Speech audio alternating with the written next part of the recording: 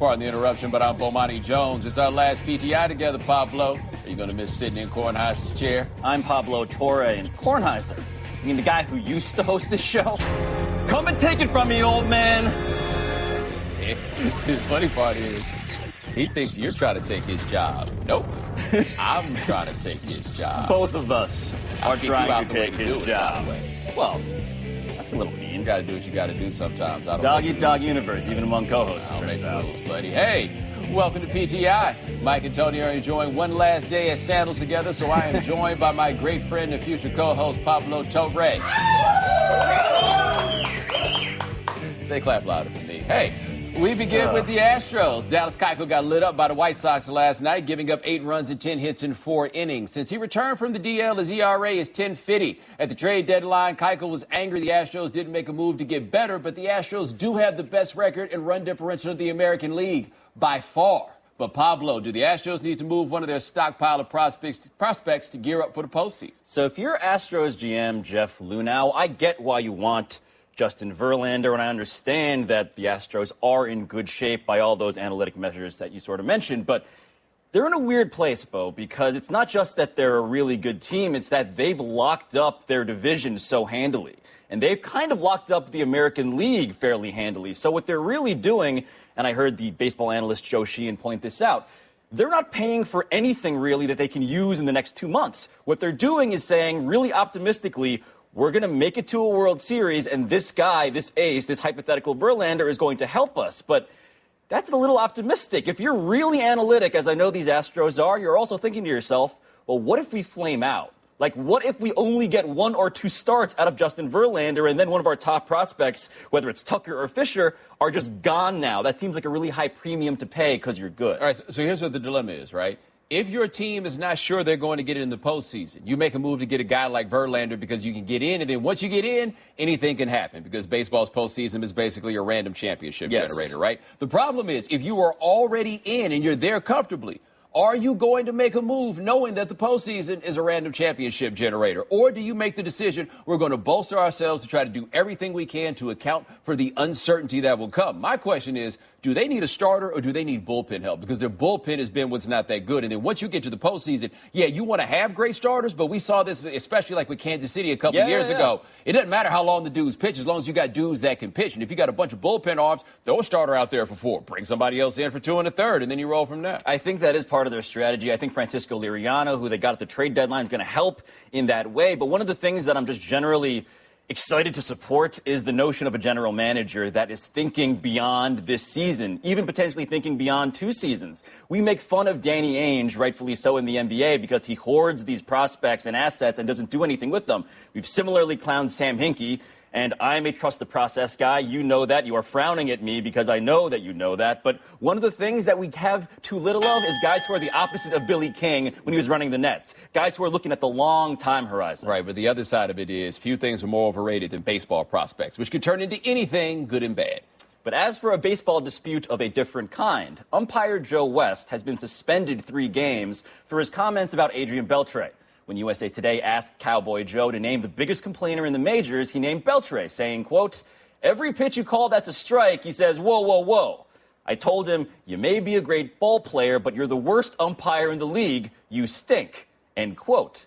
The umpires union claims West was joking, but Bomani, did the league take all of this a little too serious? Okay, I need to start this by saying I don't really do baseball the way I used to do baseball, right? But I'm 36, I'm almost 37, and I grew up loving baseball. And I cannot believe that I'm being put in a position where I got to defend Joe West. Now, keep in mind that Joe West has been umpiring for so long that he once threw Tim McCarver out of a game, and not from the broadcast booth, from the field. But it seems so obvious here that he was joking, right? And so of all the things that we could pile on Joe West for, make him mad enough to throw baseball bats at him like Andre Dawson did one time, this was so obviously a joke. And while I understand you can't play around with the idea that your umpires are not impartial, this wasn't the place to do it. I have long advocated for robot referees, and I have done so because we live in a world, I thought, that valued accuracy. But I'm here to retract that philosophy because I have seen the light, and we are not here for accuracy. We're here for theatrics. We're here for the human element. And if we are honest about that, I will get on this train and defend Joe West. Because if we're not here to have umpires making obnoxiously loud strike calls, and if we're not here to have umpires cursing at players on the field, what about the human element is so human? Like, this is the fun of baseball. If we're going to go all in on the theatrics human element thing, this is what we're asking for. Our good buddy Bob Ryan is one of the best people to talk to about this. Like, he loves Joey Crawford in the NBA because he misses when officials had personalities and they were part of things. And I will admit, I am willing to trade a smidgen of accuracy if it makes the game more fun. Getting things more right rarely makes them more entertaining. It does on occasion, but really not that often. And I have to say, baseball is made better by hating Joe West. That's right. But this is not the time to hate Joe West. This is the time to like Joe West because he said something funny. The other time to like Joe West, you may not know this, is when he sings at like the Grand Ole Opry because Cowboy has sung at the Grand Ole Opry. That sounds like a lot. But I will say, look, we can view umpires as these impartial people, as Supreme Court justices, but I think we both agree it's more fun if they're kind of like the local sheriff. They're guys to be charmed. They're guys to be infuriated. They're guys who are there to inject their personality. There's an umpire, Ken Kaiser, who just died yesterday, actually. And one of the things he was beloved for was feuding with someone like Eddie Murray, was turning his hat around on Earl Weaver. Like, that's the stuff of baseball legend that differentiates But we don't even have to turn it up that much on this because the issue was that was just a joke. Also that. All right. The Great White Hype continues, but with quite the plot twist. Ooh. Here is Floyd Mayweather on Floyd Mayweather. I'm not the same fighter I was 2 years ago. I'm not the fighter I was 5 years ago. I lost a step. That was Floyd's response to those who think Conor McGregor has no chance against the undefeated boxer. Pablo, are you buying this? Is this enough to make you believe McGregor maybe, just maybe, could beat Mayweather? No one sells a fight better than Floyd Mayweather, or I should say no one had sold a fight better than Floyd Mayweather, because his whole deal was that he was selling you on the opportunity to root for his destruction. I don't buy this. I don't buy this at all. This sounds to me like Floyd Mayweather is one of those old carnies who's trying to convince you that this ring toss game, which you lost at before and you lost at 10 times in a row, well, now the rings are old and rusty, and so it's a little bit wider, and the bottles, they're kind of slicked up now, so it's easier. And hey, I know you didn't like it before, but you're going to like this version now.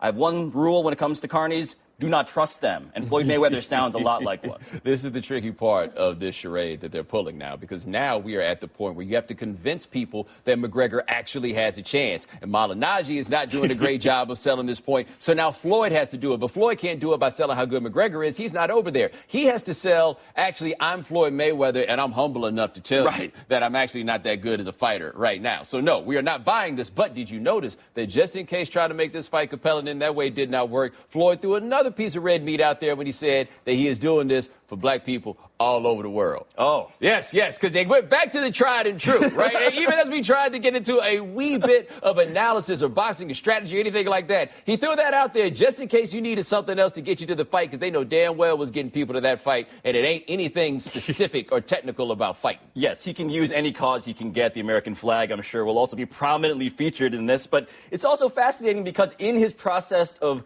self-owning himself, one of the things that he's pointed out is he's going to go toe-to-toe.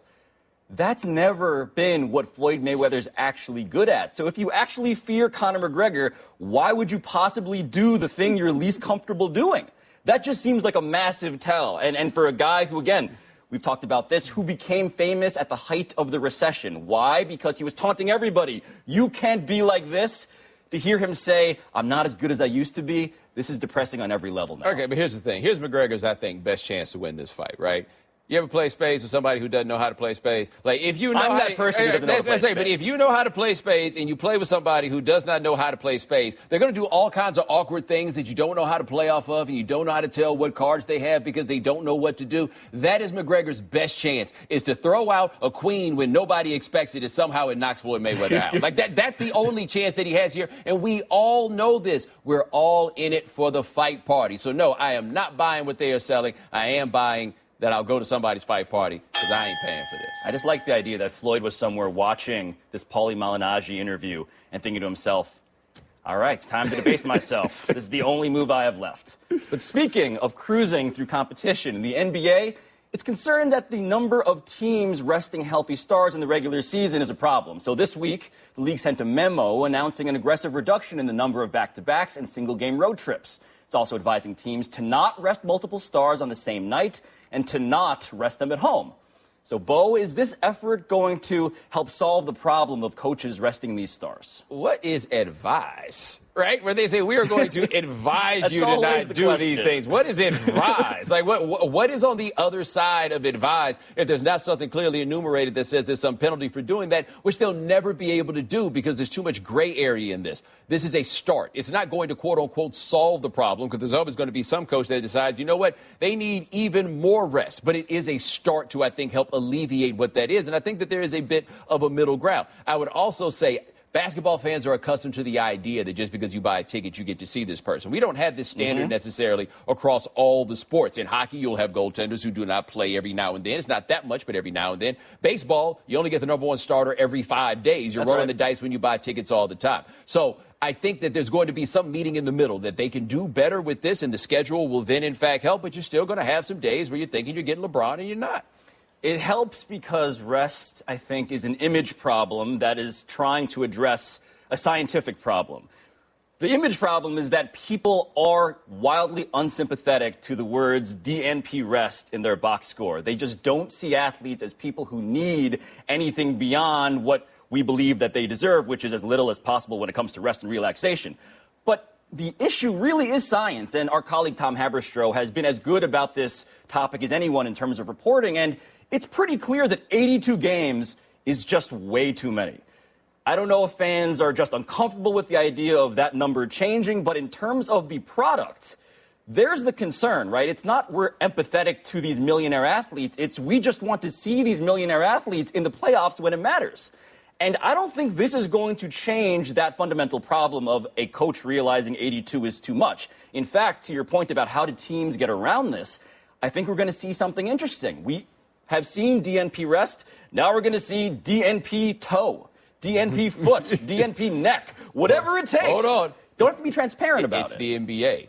Flu-like symptoms. That's right. That's their favorite. We just need to throw something out there. There is flu-like symptoms. Now, what I also think you might wind up having here is, say, the Cavs, if Kyrie Irving were to still play for them, right? Just put it as hypothetical. Or make it the Warriors, because those guys will be together. Maybe one night you don't see Klay Thompson. Maybe one night you don't see Steph Curry. Maybe one night you don't see Kevin Durant. But I do think a step there is the advisement. Don't sit them all out on the same game. I think there's something to be said for that, and I think it's fair for the league to say, could you do this when these games are off Broadway, please? Not when we're on live television on Sunday on ABC. Those are the things I think the league is probably most concerned with, and this will help with that. And that's where Adam Silver, he has this velvet glove kind of thing. But inside of that velvet glove, because he is the man who served as David Stern's lieutenant, tends to be an iron fist. So that, I think, is going to happen behind the scenes. And also, the big solution to all of this is still legalize gambling. Give us all a reason to care about these games as viewers, and therefore we don't have to care about it as much as discerning consumers. Makes it hard to bet if you don't know who's playing. But hey, man, we're taking a break. But when we come back, the Colts say they have no timeline for Andrew Luck's return. How concerned should they be? And what should we read into LeBron's latest tweet? Oh, we're doing that again. I mean, he tweeted, and therefore we must talk about it. This is how our job works, it turns out. And he's that guy. He is that guy. What guy? That guy. Pardon the Interruption is brought to you by Dr. Scholl's Pain Relieving Orthotics and Powerade, fuel to power through. Daddy, where do babies come from? Honey? Mommy went to the store. Oh, well, you see, there's a mommy and a daddy, right? Right. And see, when they call Geico, they could save a bunch of money on car insurance. Oh, really? And that makes them happy? Yes, that makes them very happy. That's good. Yeah. Well, I'm glad we could have this talk, Sunshine. Geico, because saving 15% or more on car insurance is always a great answer.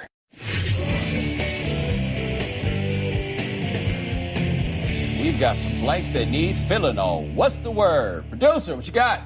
The Colts should feel blank about Andrew Luck. All right, Andrew Luck will not necessarily be starting the season as starting quarterback. There is a chance that Scott Tolzien will be the man that starts as they're waiting for Luck to return from his shoulder surgery. And the Colts should be ashamed. They should be absolutely ashamed at the situation that they're in. This is year 6 with Andrew Luck, right? I don't know if he's been as good as we expected coming out of Stanford. However, he's been good enough to where they should have protected him better and been in a much better situation than they're in right now, which is whatever your plan was for his shoulder, it should have been to guarantee he was ready for week 1. How is that not guaranteed? They should be fatalistic about this. And it's not because of the recovery, because patience is good for Andrew Luck. When he was getting shot up with painkillers in that shoulder before every game, he was less accurate than Johnny Manziel in terms of throwing the football. And when he recovered, he was obviously significantly better, one of the most accurate people in the league. But the bad news, and the reason they should be fatalistic, is because when Chuck Pagano is your coach and you are doing that power football, power running thing and your offensive line is terrible, it's pretty much guaranteed he's going to get hurt again. Ooh, fatalistic. It's going to be a polysyllabic version of what's Absolutely. the word. More words, producer. It's blank that LeBron called Los Angeles home in a tweet. I am going to say it is ominous that he is calling it home. First of all, when you come back to Cleveland, the whole thing is home, home, home. I want to go home. And then you call someplace home. People going to wonder if you still want to go home, especially when home's got better weather and movie studios and the lights. I have said this about LeBron for the prospects of what happens in 2018. The last couple times we've been through this, you heard those little whispers about him leaving, and we all just kind of dismissed him. This time, I think people across the board are taking them a little bit more seriously. Not many people buy $20 million homes for them not to be home. It feels like that, maybe. I am assuming that LeBron James is going to be playing basketball in Los Angeles very soon. But this is sub-generous because, A, he is subtweeting the entirety of the Midwestern region of the United States while he literally has a house in Brentwood, as aforementioned. But it's also generous because, look, we need stuff to talk about. We really do. It's a crazy world right now. We're mostly thinking about nuclear weapons and stuff. So LeBron James being generous and giving us a news story out of whole cloth. Like, I don't think he's oblivious to what this means. I just think he's the type of guy to go ahead with it anyway. And for sports media types, I thank you for your generosity. The best thing of him being so passive-aggressive is it allows us to acknowledge he's passive-aggressive and make something out of anything that he does. Absolutely. Producer, what's now? Billy Hamilton made a blank catch. All right, I want you guys to take a look at Billy Hamilton, fastest man in Major League Baseball. Look at this. Over the shoulder, up the wall, did not injure himself in the process. Ken Griffey Jr. once did something very similar, but I think he broke his arm, thereby making this one a bit more impressive. That is an insane catch. The catch was insane for Billy Hamilton. That also looks painful. That does. I'm going to go with Sweden. He made a Sweden catch because, here, listen to this. He overran that ball, and then he kicked the fence, and then he came back and caught it. He didn't have to do that. That was some brilliance enabled by a little bit of incompetence. And in fact, the story of artificial sweetener, here's going to blow your mind. Sweetener was discovered through the same process. Artificial sweetener was discovered when a chemist, forgot to wash his fingers, and he ate some bread, and the bread was sweet, and he discovered sweetener. Such is the story of Billy Hamilton. What did you just do to that catch? I just taught a lot of people about the what history of chemistry. What did you just do to that catch? Look, it was brilliant, but it was brilliant because it didn't have to be. Ooh, that's some inadvertent salt thrown on Billy Hamilton. Heat in that tape. We got one more of these. Last one. The Nuggets' new jerseys are blank. I am going with meh. Have you seen these? The Nuggets. Can we get a look at the Nuggets jerseys, please? They're real meh. I mean, there's nothing wrong with them. There's also nothing right, although it was not until this moment that I realized that they were sponsored by Western Union. And let's just say that is not a blue blood move, right? Like that right there is not, no. I understand somebody's got to drive the Donald General car in NASCAR, but it doesn't always have to be you. I was hoping that they would have a sponsor along the lines of something more in line with the local economy. Yes, likewise. This is why this is a Fugazi jersey. It is a Fugazi jersey because the great Nuggets design was the rainbow and the mountains and that skyline, and I want more of that. This feels like a Fugazi Pacers jersey. This feels like the Hydrox to the Pacers Oreo.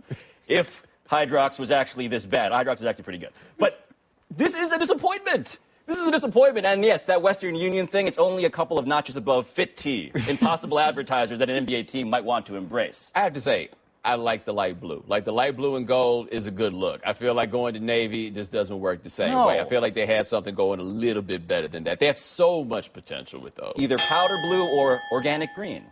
Something told me you were going to say that. I had to. That's it. Let's take one last break. It's still to come. Steve Spurrier takes a shot at LSU. And I will be asked to pick a winner of the PGA Championship, a tournament I will now research heavily during this commercial break. That's this week, huh? Turns out it is. They talk about golf a lot on this program. Yeah. Generational. Yeah.